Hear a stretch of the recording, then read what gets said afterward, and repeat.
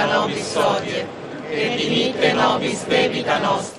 Pope ফ্রান্সিসের শেষকৃত্যে অংশগ্রহণের জন্য ভ্যাটিকানের সেন্ট পিটার্স চত্বরে জড়ো হয়েছিলেন বিশ্বের ১৫০ শতাধিক দেশের প্রতিনিধি, রাষ্ট্র ও সরকার প্রধান, ইউরোপের রাজপরিবারের সদস্য সহ অসংখ্য গুরুত্বপূর্ণ ব্যক্তিবর্গ।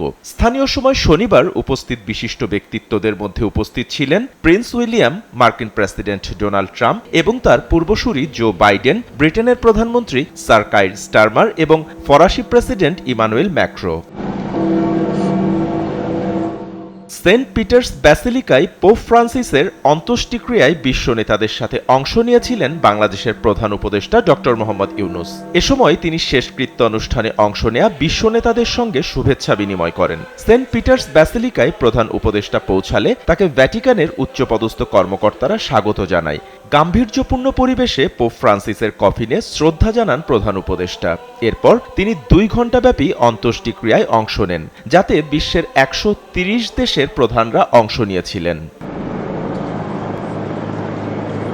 এদিকে ভ্যাটিকানে পোপ ফ্রান্সিসের শেষকৃত্যের আগে ইউক্রেনের প্রেসিডেন্ট ভলোদিমির জেলেনস্কির সঙ্গে একটি সংক্ষিপ্ত বৈঠক করেন মার্কিন প্রেসিডেন্ট ডোনাল্ড ট্রাম্প। এ বিষয়ে হোয়াইট হাউস জানিয়েছে, ২ নেতা ব্যক্তিগতভাবে সাক্ষাৎ করেছেন এবং এই বৈঠকে খুবই ফলপ্রসূ আলোচনা হয়েছে। বৈঠকটি প্রত্যাশিতভাবে মার্কিন দূতাবাসে নয়, বরং সেন্ট পিটার্স ব্যাসিলিকার ভেতরে অনুষ্ঠিত হয়, যেখানে তারা পোপের প্রতি শ্রদ্ধা নিবেদন করতে এসেছিলেন। গত ফেব্রুয়ারির শেষে ওভাল অফিসে হওয়া উত্তপ্ত বৈঠকের পর এটাই তাদের প্রথম মুখোমুখি সাক্ষাৎ। সেই সময় জেলেনস্কির বিরুদ্ধে অভিযোগ ওঠে, তিনি ইউক্রেনে মার্কিন সহায়তার জন্য যথেষ্ট কৃতজ্ঞতা প্রকাশ করেননি।